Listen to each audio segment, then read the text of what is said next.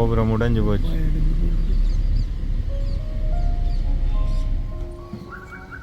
Welcome back to my channel. நான் உங்கள் VJ. இந்த வீடியோவில் நாங்கள் மெயினாக பார்க்க போகிறது அழகர் கோயிலை பற்றி. அழகர் கோயில் எங்கே இருக்குது, அழகர் கோயில்கிட்ட வரலாறு, மற்றது 18ஆம் படி கருப்புசாமி கோயில், 18ஆம் படி கருப்புசாமி கோயிலின் வரலாறு, சித்திரை திருவிழா, இவ்வாறான பல விடயங்களை பற்றி இந்த வீடியோவில் பார்க்க போகிறோம்.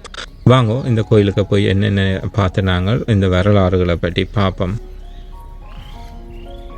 அழகர் கோயிலுக்கு வந்துட்டோம். அழகர் கோயில் எங்கே இருக்குன்னா மதுரை மாவட்டத்தில் உள்ள அழகர் மலை என்ற இடத்துல அமைந்திருக்கிற ஒரு திருமால் கோயில் தான், அதாவது விஷ்ணு கோயில் தான் இந்த அழகர் கோயில்.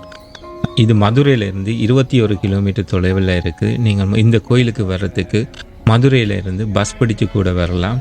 இது 108 வைணவ திவ்ய தேசங்களில் ஒரு கோயிலாகவும் கருதப்படுகின்றது.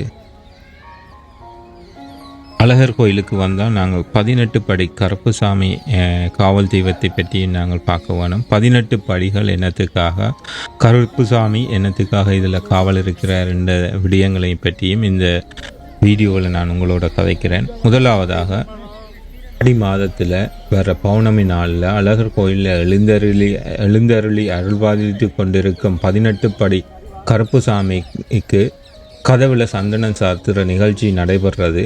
18 படிகளில் தீபமேற்றி அன்றைக்கு மட்டுமே இந்த கதவு திறக்கப்பட்டு உடனே கூடியிருக்கும் பக்தர்கள் கோவிந்தா என்ற முழக்கம் மட்டும் வழிபடுவார்கள். அன்று மட்டுமே இந்த கதவு திறக்கப்படுறது.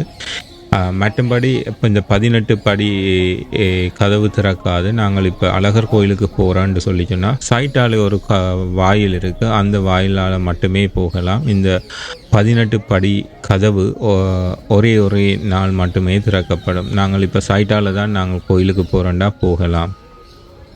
இந்த அழகர் கோயிலையும் அழகரையும் மலையையும் காவல் காத்து வருகின்ற 18ஆம் படி கருப்புசாமி.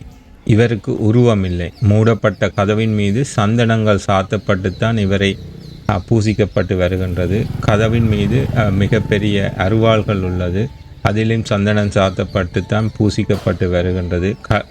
கதவை அலங்கரித்து அழகிய நிலையில் மாலைகளை போட்டுத்தான் அவரை வணங்கப்பட்டு வருகின்றது. அவர் அவ்வாறு தான் கம்பீரமாக காட்சி தருகின்ற மக்களுக்கு, அடியார்களுக்கு. கருப்புசாமி அநியாயங்கள் செய்பவர்களை தட்டி கேட்காமல் விடமாட்டார் என்பதால் இந்த பகுதியில் உள்ள மக்களுக்கு கருப்புசாமி மீது பயமும் பக்தியும் அதிகம் உண்டு. 18ஆம் படியானன்று பக்தர்களால் அன்போடு அழைக்கப்படும் கருப்புசாமியை வணங்கி நின்றால் நினைத்தது நிறைவேறும் என்பது நம்பிக்கை. கோயிலின் நகைகளை காவல் தெய்வம் கருப்புசாமியை பாதுகாத்து வருகின்றார் என்பது பல காலமாக தொடர்ந்து வரும் ஒரு நம்பிக்கையாக இருக்கின்றது. முதலே சொன்ன கணக்கு இதுதான் சைட்டால் போகிற வாசல். மெயின் வாசல் எப்போவுமே போடப்பட்டு இருக்கிறதால மக்கள் அனைவருமே இந்த வாசலால் தான் உள்ளுக்கு வரலாம்.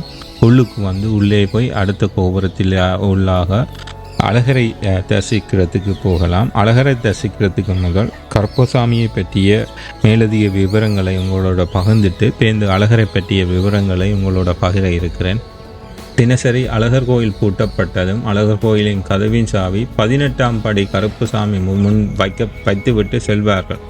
மறுநாள் காலமே கருப்புசாமி முன் உள்ள சாவியை பெற்று கோயிலின் கதவை திறப்பதுதான் சமுதாயம். இன்று வரை இவ்வாறு தான் நடைபெற்று வருகின்றது.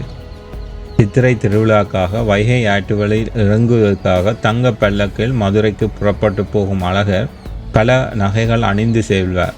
அவ்வாறு அணிந்து செல்லப்படும் நகைகளை ஆபரணங்கள் எண்ணப்பட்டு அந்த பட்டியல் வந்து 18 படி கருப்புசாமிக்கு முன்னால் படித்து காட்டப்படும். அதே போல் வந்து அழகர் வந்து கோயிலுக்கு திரும்பி வந்த பின்னரும் அந்த நகைகளை சரிபார்க்கப்படுவதற்கு கருப்புசாமி முன்னால் அந்த பட்டியல் திருப்பி வாசிக்கப்பட்ட பின்னரே கள்ளழகர் கோயிலுக்குள்ள நுழைவார். நீதிமன்றத்தில் கூட தீர்ப்புகள் கிடைக்காமல் இருக்கிற கேஸுகளுக்கு கூட இந்த கள்ளழகர் சாமி முன்னாக நியாயம் கிடைக்கும் என்பது மக்கள் கொண்டிருக்கும் அசைக்க முடியாத நம்பிக்கை. இவ்வாறு பல கேஸுகள் கருப்புசாமி காவல் தெய்வத்துக்கு முன்னால் தீர்க்கப்பட்டு இருக்கின்றது.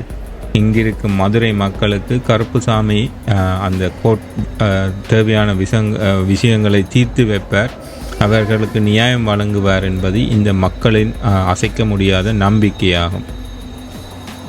இப்போ நீங்கள் பார்த்து கொண்டிருக்கதான் அழகர் கோயில்கிட்ட ஸ்கெட்ச். அதாவது இவ்வாறு தான் அழகர் கோயில் அழகர் மலையில் இருக்கின்ற முதல் ஒரு ராஜகோபுரம், பின்னால் இருக்கிற கோபுரம். அந்த ராஜகோபுரத்துக்குள்ளால் நாங்கள் வரையலாது.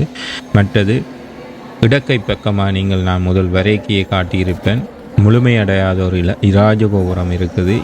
இது பாண்டிய மன்னர்களால் கட்டப்பட்ட ஒரு கோயில் தான். அப்போ இந்த ராஜகோபுரம் வந்து அந்த நேரம் அழிக்கப்பட்டதாயும் இருக்கலாம். ஆனால் முழுமையடையாத ஒரு ராஜகோபுரமாக தான் இப்போ இருக்குது, இடப்பக்கமாக இருக்கிற ராஜகோபுரம். இந்த கோயிலுக்கெல்லாம் நான் குயிக்காக உங்களுக்கு சுற்றி காட்டி கொண்டு போய் கொண்டிருப்பேன். அதே நேரம் அந்த வரலாறுகளையும் உங்களோட பகிர்ந்து கொண்டிருக்க போகிறேன். அதுதான் இந்த வீடியோட மெயின் நோக்கம். 18ஆம் படி கருப்பசாமி எப்படி இந்த கோயிலுக்கு காவல் தெய்வமாக வந்தார் என்பதை பற்றி பார்ப்போம். முந்தைய ஒரு காலத்தில் கேரளாவை ஆட்சி செய்த அந்த அரசன் ஒரு நாள் பாண்டிய நாட்டுக்கு வந்தபோது பாண்டிய நாட்டில் உள்ள இந்த அழகர் கோயிலின் அழகரை பார்த்து மயங்கி போய் அழகரை எவ்வாறாவது கடத்தி கொண்டே தன்னுடைய நாட்டில் வைத்து பூசிக்க வேண்டும் என்று நினைத்தார். அப்போ திருப்பி கேரளாவுக்கு போய் அங்கே மிக தேர்ச்சி வைத்த 18 மந்திரவாதிகளை தேர்வு செய்து அந்த அழகத்திலேயே கடத்துவதற்காக பாண்டிய நாட்டுக்கு அனுப்பினார். அனுப்பிக்க அவர்களை காவல் காப்பதற்காக கருப்பசாமியையும் சேர்த்து அனுப்பினார். கருப்பசாமி வந்து காவல் தெய்வம், அவரையும் சேர்த்து அனுப்பப்பட்டது. கருப்பண்ணன் சாமி கேரளா அரசனின் காவல் தெய்வமாகவும் கேரளா இடத்தின் காவல் தெய்வமாகவும் இருந்தார். அவர்தான் இவர்களுக்கு பாதுகாப்பாக, இந்த 18 மந்திரவாதிகளுக்கும் பாதுகாப்பாக வந்த கருப்பண்ணன் சாமி. இவர் வெள்ளை குதிரையில் ஏறி முன்னால் 18 மந்திரவாதிகளுக்கு முன்னால் சென்று அழகர் கோயிலை வந்தடைந்தார். அழகர் கோயிலை வந்தடைந்ததும் கருப்பண்ணன் சாமி அப்படியே அழகரின் அழகில மயங்கி மெய்மறந்து நின்றார். அவருடன் வந்த 18 மந்திரவாதிகளும் தங்களுடன் வந்த காவல் தெய்வத்தை மறந்து உடனே உள்ளே போய் கருவறைக்கு சென்று தங்க ஆபரணங்களையும் அழகரையும் தூக்கி செல்ல திட்டமிட்டு கொண்டு போனார். இவர்களின் கெட்ட நேரமோ என்னவோ தெரியல. அங்கே உள்ள ஒரு பக்தர் அதை பார்த்து விட்டுட்டு ஊருள்ளே சென்று உள்ள மக்கள் எல்லாத்தையும் கூட்டி வந்துட்டு இந்த 18 மந்திரவாதிகளையும் பிடித்து பின்னர் 18 மந்திரவாதிகளையும் கொன்று பின்னர் அந்த 18 மந்திரவாதிகளையும் 18 படிகளாக அந்த பெரிய கோபுரத்துக்கு முன்னால் 18 படிகளாக பதிகளுமிடையே புதைக்கப்பட்டார் என்பதுதான் வரலாறு. மந்திரவாதிகளுக்கு காவலாக வந்து மயங்கி நின்ற கருப்புசாமிக்கு காட்சி தந்த கள்ளழகர் மலையையும் தன்னையும் காவல் காக்குமாறு உத்தரவிட்டார். இது ஏற்று கருப்புசாமி அழகர் மலையிலேயே தங்கி இன்று வரை காலமும் காத்து வருகிறார் என்பது நம்பிக்கை. 18 பேருடன் வந்து அவரின் 18வது படி மீது நின்று காவல் தெய்வமாக காட்சி தருகின்றார் கருப்புசாமி. இதுதான் இந்த கருப்புசாமியின் வரலாறு. இப்போ திருப்பி நாங்கள் அதே இடத்துல வந்து நிற்கிறோம். கருப்புசாமி இருக்கிற இடத்துல அந்த வழியால் நாங்கள் உள்ளுக்கு போக இயலாது. மதுரை என்றாலே சித்திரை திருவிழா தான் எல்லாருக்கும் ஞாபகம் வர ஒரு திருவிழா. சித்திரை திருவிழா இந்தியாவில் இருக்க தமிழ்நாட்டின் தமிழ் வருடப்பிறப்பான சித்திரை மாதத்தின் பௌர்ணமிக்கு முன்னதாக 10 நாட்களுக்கு கொண்டாடப்படும் ஒரு விழா. புராணத்தின் அடிப்படையில் கள்ளழகர் மீனாட்சி அம்மனுடன் உடன் பிறந்தவர். சித்திரை திருவிழாவின் போது கள்ளழகர் கோயிலிருந்து புறப்பட்டு மீனாட்சி திருக்கல்யாணத்துக்கு மதுரை நகருக்கு வருவார். அழகர் கள்ளர் வேடம் தரித்து கொண்டுதான் மீனாட்சி அம்மனின் திருமணத்துக்காக மதுரையை நோக்கி சென்றார். அவ்வாறு கள்ளர் வேடம் போட்டு சென்றதால் அழகரின் பெயர் கள்ளழகராக மாறியது. இதனால் கள்ளர் இனத்தின் தலைவராகவும் குலதெய்வமாகவும் அழகர் இருக்கின்றார்.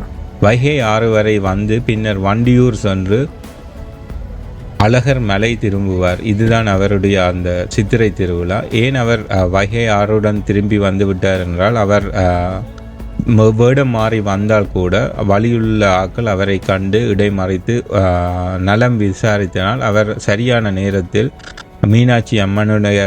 மீனாட்சியுடைய திருமணத்திற்கு செல்லாததால் அவர் வைகை ஆறுடன் திரும்பி வந்ததாக புராண கதைகள் சரித்திரங்கள் கூறுகின்றது. இப்போ நீங்கள் பார்க்குறது தான் முழுமையடையாத இராஜகோபுரம். இது முழுமையடையாதது என்று சொல்வதை விட இந்த கோபுரம் அழிவுற்ற நிலையில் இருக்கிறதான் நான் கருதுகிறேன். இந்த கோபுரத்தை பார்த்தீங்களோன்னாலே தெரியுது எவ்வளவோ பிரமாண்டமான கோபுரம், அந்த காலத்தில் கட்டப்பட்ட ஒரு கோபுரம். இந்த கோபுரத்தில் முன்னுக்கு நின்று வாகனங்களை முன்னுக்கு நிப்பாட்டிட்டு நீங்கள் படம் எடுக்க இயலாது. அவ்வாறாக பிரமாண்டமாக இருக்கிற கோபுரம். அங்கே உள்ள ஒரு ஆள் கேட்ட போது இந்த கோபுரம் 3000 ஆண்டுகளுக்கு முதலே கட்டப்பட்டதாம். அது சில நேரம் யுகங்களுக்கு முதல் கட்டப்பட்டதாக இருக்கலாம் என்றும் சொல்லப்படுகின்றது. ஆனால் இப்போதைக்கு இந்த கோபுரம் முழுமையடையாத கோபுரம் என்று தான் நான் வாசிக்கிற இடமெல்லாம் போட்டிருந்தது, முழுமையடையாத கோபுரம் என்று. சித்திரை திருவிழாவின் போது கள்ளழகர் மதுரைக்கு வரும் நிகழ்வு எதிர் சேவை என்று கொண்டாடப்படுகின்றது. முக்கிய விழாவாக கள்ளழகர் வைகை ஆற்றில் இறங்கும் நிகழ்வு ஆண்டுதோறும் பெரிதாக கொண்டாடப்படும். இந்த விழாக்கள் நான் நேஷனல் ஜியோகிராஃபி சேனலில் கூட பார்த்துருக்கிறேன், அதை கவர் பண்ணியிருக்கிறேன். மக்களின் தொகை எவ்வளவு இருக்கும் என்று நீங்கள் பார்க்க தெரியும். இதில் நடந்து போக இல்லாத அளவு மக்கள் தொகை வருவார்கள். எங்கிருந்தும் உலகத்தில் இருந்து எந்த மூலையிலிருந்தும் மக்கள் இந்த சித்திரை திருவிழாவை பார்ப்பதற்காக வரவே. இந்த வீடியோட கண்டென்ட் உங்களுக்கு பிடிச்சிருந்தா இந்த சேனலை சப்ஸ்கிரைப் பண்ணுறதுக்கு கன்சிடர் பண்ணுங்க. இந்த வீடியோ உங்களோட ஃப்ரெண்ட்ஸ் அண்ட் ஃபேமிலியோட ஷேர் பண்ணுங்க, லைக் பண்ணுங்க, கமெண்ட் பண்ணுங்க.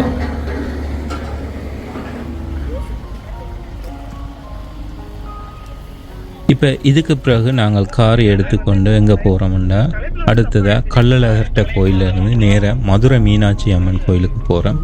மதுரை மீனாட்சி அம்மன் கோயிலில் இரவு தரிசனம் பார்க்குறதுக்காக போய் கொண்டிருக்கேன். மதுரை மீனாட்சி அம்மன் கோயிலில் என்ன நடந்தது என்பதை இப்போவே நான் சொல்கிறேன். மதுரை மீனாட்சி அம்மன் கோயிலுக்கு போய் அங்கே கடைசி தரிசனம் பார்க்க எனக்கு கடைசி தரிசனம் சிவனுடைய தரிசனம் எனக்கு மூலஸ்தானத்தில் இருந்து பார்க்குறதுக்காக அங்கே உள்ள ஒரு ஐயர் ஹெல்ப் பண்ணி உள்ளே இருந்து பார்த்தேன். நான் அது ஒரு மிகப்பெரிய ஒரு நிகழ்வாக எனக்கு இருந்தது. அந்த நிகழ்வுகளை நான் வீடியோ எடுக்க இயலாது. அப்படி ஒரு நிகழ்வு நடந்தது ஒரு அதிசயமாக இருந்தது எனக்கு. என்னென்ன நான் எதிர்பார்த்து போகவில்லை, ஆனால் அவ்வாறான ஒரு நிகழ்வு அதிசயமாக அங்கே நடந்தது. ஐயர் கூட்டிக் கொண்டே வச்சு உள்ளுக்கு மூலஸ்தானத்தில் வச்சு கடைசி நிகழ்வுகளை காட்டினது. அது நான் எதிர்பார்க்காமல் நடந்த ஒரு விடயம். அது உங்களோட ஷேர் பண்ண வேணும் என்று நினைச்சேன். நான் சில நேரங்களில் இவ்வாறு தான் நடக்கும். முதல் 2019 நான் இந்தியாவுக்கு போவேக்க திருவண்ணாமலையில் இவ்வாறு நடந்தது. கடைசி தரிசனத்தில் நாங்கள் உள்ளேயே போய் அக்கினி லிங்கத்தோடு இருந்து தரிசனம் பெற்றேன். இந்த முறை மதுரை மீனாட்சி அம்மன் கோயிலில் அவ்வாறு ஒரு தரிசனம் கிடைச்சது.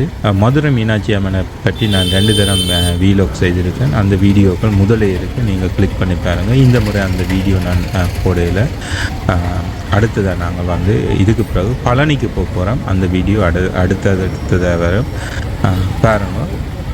மற்றொரு வீடியோவில் உங்களை சந்திக்கும் வரை உங்களிடமிருந்து விடைபெறுவது நான் உங்கள் விஜே. நன்றி.